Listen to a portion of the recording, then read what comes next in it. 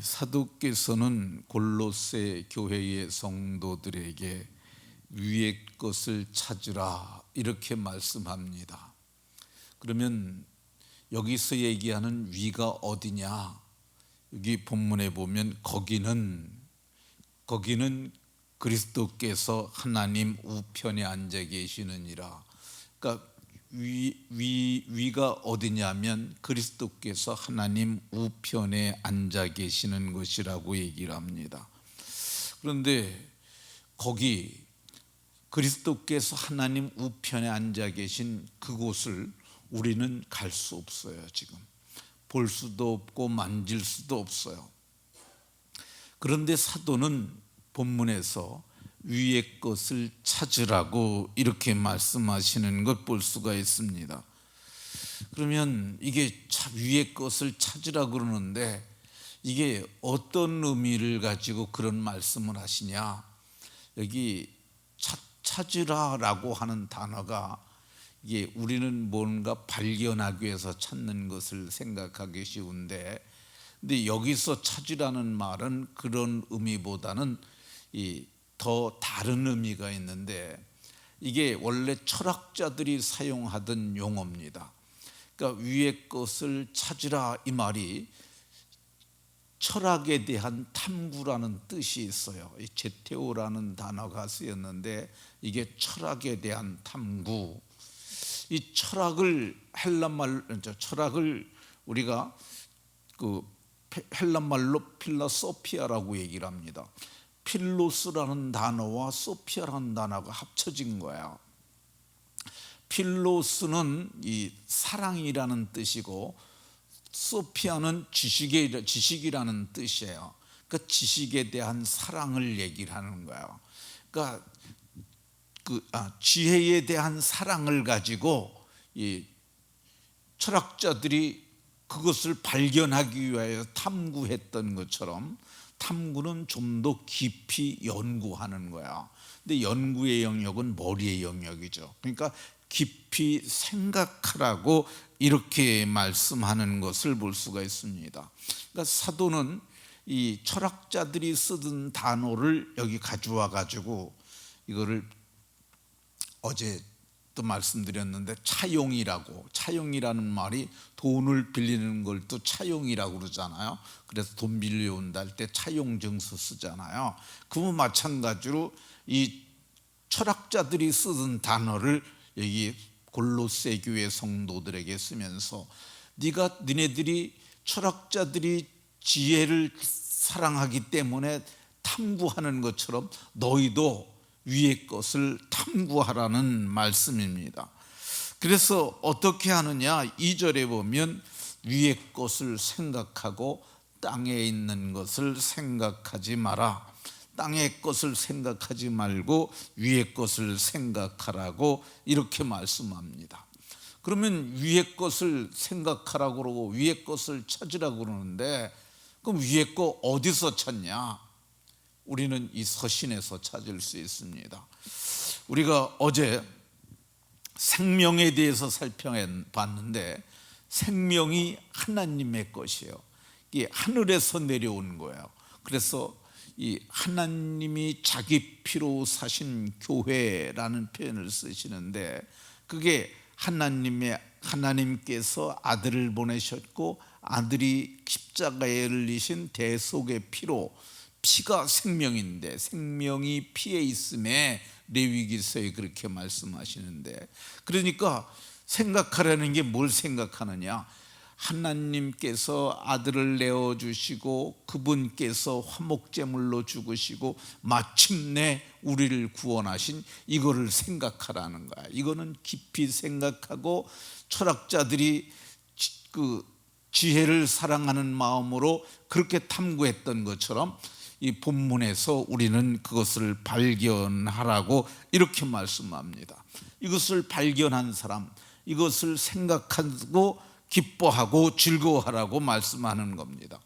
두 번째, 본문에 나타난 위의 것이 뭐겠어요? 위의 것은 4절에 보면 우리의 생명이신 그리스도께서 나타나실 그때에 그리스도께서 이 땅에 다시 나타나는 그때를 생각하라고 얘기를 하고 있는 겁니다. 근데 그때 어떤 일이 일어납니까? 어떻게 그리스도께서 강림하시나요? 데살로니가전서 4장 16절에 보면 주께서 호령과 천사장의 소리와 하나님의 나팔로 친히 강림하시리니. 근데 이게 이 강림이 우주적 사건이에요. 그러니까 어느 한 지역에서만 일어나는 것이 아니라 우주적 사건이라 어마어마하게 큰 사건이 일어나는 거죠. 그러니까 예수님이 생명을 가지고 우리에게 오시는 것, 이건 초림이라고 그래요. 첫 번째 오시는 걸. 두 번째 오시는 걸 재림이라고 그러는데, 재림 때는 구원주로 오시는 것이 아니라 심판주로 오시는 거예요. 계시록 1장 7절에 보면 볼지어다 그가 구름을 타고 오시리라. 각 사람의 눈이 그를 보겠고 그를 찌른 자도 볼 것이요 땅에 있는 모든 족속이 그것을 볼 것이며 그것을 인하여 애곡하는 일이 일어날 것이라고 얘기를 합니다. 왜 애곡하는 일이 일어나느냐? 그날이 우리에게는 구원의 날이지만 저들에게는 심판의 날이기 때문에 그렇습니다. 요한계시록 6장에 보면 그리스도께서 호령과 천사장의 소리와 하나님의 나팔로 강림하실 때, 그때 이 땅에 어떤 일이 일어나는 것을 성경이 말씀하고 있는데, 하늘의 별들이, 하늘에 있는 별들이 무화과 나무가 큰 바람에 흔들려 설익은 열매가 나무에서 떨어지는 것처럼 별들이 땅에 떨어지는 사건이 일어나리라고 얘기를 합니다. 이게 이 별이 한 개만 떨어져도 그게 어마어마한 사건이잖아요. 근데 그게 아니라 성경은 뭐라고 그러냐면, 이 설익은 열매가 하늘에서 떠지는 것처럼 그게 떨어지는 일이 일어난다고 말씀하고 있어요. 뿐만 아닙니다. 하늘이 큰 소리로 떠나가고, 근데 여기 한 군데만 이런 표현을 쓰는 게 아니에요. 베드로 사도도 하늘이 종이축 말리는 것처럼 떠나가고, 이 종이, 우리 요즘은 도배를 도배사들이 다 하지만 옛날에는 우리 가정에서 도배했잖아요. 도배지 사다가 바를 때 도배지 사갖고 이렇게 쭉 폈다가 놓으면은 쭈르륵 말려가잖아요. 근데 그렇게 하늘이 큰 소리로 떠나간다고 이렇게 말씀하고 있어요. 그리고 이 각 산과 섬이 제자리에서 옮겨지며, 산이 옮겨지고 이 섬이 옮겨지는 이 사건, 이거는 어마어마한 사건이죠. 그러니까 이 부분에 대해서 어떤 분들은 지구가 지금 23.5도가 기울어져 있는데 이거를 다시 세워지는 사건이라고 얘기를 하는 사람도 있어요. 이거를 정립이라는 표현을 쓰는 사람들이 있는데, 이 부분에서 많은 사람들이 이 사건과 그거를 연결짓는 사람들이 꽤 많습니다. 그러나 분명한 것은 그때 어마어마한 이 대격변이 일어나는데, 땅에 있는 사람들이 계시록 6장 15절에 보면 땅의 임금들과 왕족들과 장군들과 부자들과 강한 자들과 모든 종과 자유인이 굴과 산들이 바위 틈에 숨어가지고 산들과 바위에게 말하되 우리 위에 떨어져 보호자에 앉으신 이의 얼굴에서 어린 양의 진노에서 우리를 좀 가려달라고. 그러니까 산들이 그리고 바위들이 우리에게 떨어져 가지고 우리가 차라리 안 봤으면 좋겠다고, 성경은 그들이 큰 진노의 날이라고 이렇게 얘기를 하고 있습니다. 누가 그 앞에 설 수 있겠느냐 이렇게 말씀합니다. 그런데 세상은 심판을 받는 심판의 날이지만 우리에게는 그 날이 어떤 날이에요? 우리에게는 구원의 날이에요. 성경을 보면 오늘 그리스도께서 나타나실 그때에, 여기 4절에서 동일하게 이렇게 여기 말씀하고 있지 않습니까? 그리스도께서 나타나실 그때에. 근데 베드로전서 1장에도 동일한 표현이 쓰여져요. 예수 그리스도께서 나타나실 때에 일이 일어나는데, 그때 무슨 일이 일어나느냐? 칭찬과 영광과 존귀를 얻을 것이라. 그러니까 우리는, 세상은 심판을 받아서 세상은 완전히 멸망을 하는데, 그때 우리는 칭찬과 영광과 존귀를 얻을 것이라고 얘기를 합니다. 칭찬은 뭐예요? 너희들이 믿음을 지켰으니 참으로 잘했다. 이게 우리가 칭찬을 받는 거죠. 존귀는 뭐예요? 신분의 변화가 일어나는 거예요. 존귀한 사람이 되는 거예요. 우리가 그때 우리의 신분이, 지금 우리는 믿음으로 말미암아 구원을 받아서 하나님의 아들들이 되었잖아요.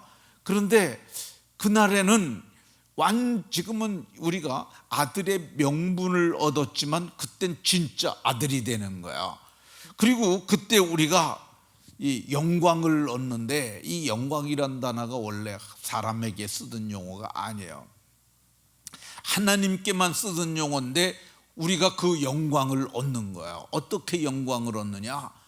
이게 우리가 그때는, 지금은 이미 예수님을 믿는 사람들은 신성한 성품, 이 개역 성경에서는 이것을 신의 성품이라고 말했어요. 신성한 성품을 우리가 이미 가졌고, 신의 생명, 영생이 곧 예수의 피가 하나님의 피잖아요. 그 피가, 하나님의 피가 우리에게 흐르시니까 우리가 신의 생명을 가졌고 신의 성품을 가졌어요. 근데 그때는 우리가 몸이 변화를 해요. 그러니까 그때 우리는 영광을 얻게 될 것이라고 이렇게 말씀합니다. 그러니까 우리는 이 날이 고대하고 기다리던 좋은 날이에요. 지금은 거울로 보는 것처럼 희미하게 우리가 막연하게 그분을 알지만은, 그날에는 얼굴과 얼굴을 대하여 마주보게 될 것이며, 그날은 우리의 땅의 저주도 다 풀려서 우리가 모두가 영광에 들어갈 것을 말씀합니다. 그러니까 사도는 오늘 뭘 얘기를 하는 거야? 그걸 생각해서 그것을 바라보고 즐거워하며 행복하게 이 땅을 살라는 것입니다. 그뿐만 아니라 한 번 더 나가면은 우리 교회를 신부라고 얘기를 해요. 그러니까 교회를 신부라고 그러는데, 우리를 단장하는 거야. 어떻게 단장하느냐? 우리를 단장하는데, 이 시집가는 신부가 그날 예쁘게 단장하잖아요. 근데 우리를 신부 단장을 해야 돼요. 기름을 바르고 새 옷을 입고. 근데 기름이 뭐예요? 기름이 성령이죠. 우리가 입는 새 옷이 뭐예요? 의롭다 하심을 받는 칭의의 옷이에요. 그래서 이런 걸 잘 준비하고 그걸 바라고 즐거워하라고 말씀하고 있습니다. 오늘 성경이 말씀하는 위의 것을 찾음으로 마침내 그날의 영광을 고대하고 살다 영광에 참여하는 복이 모두에게 있으시기를 예수 그리스도의 이름으로 축원합니다.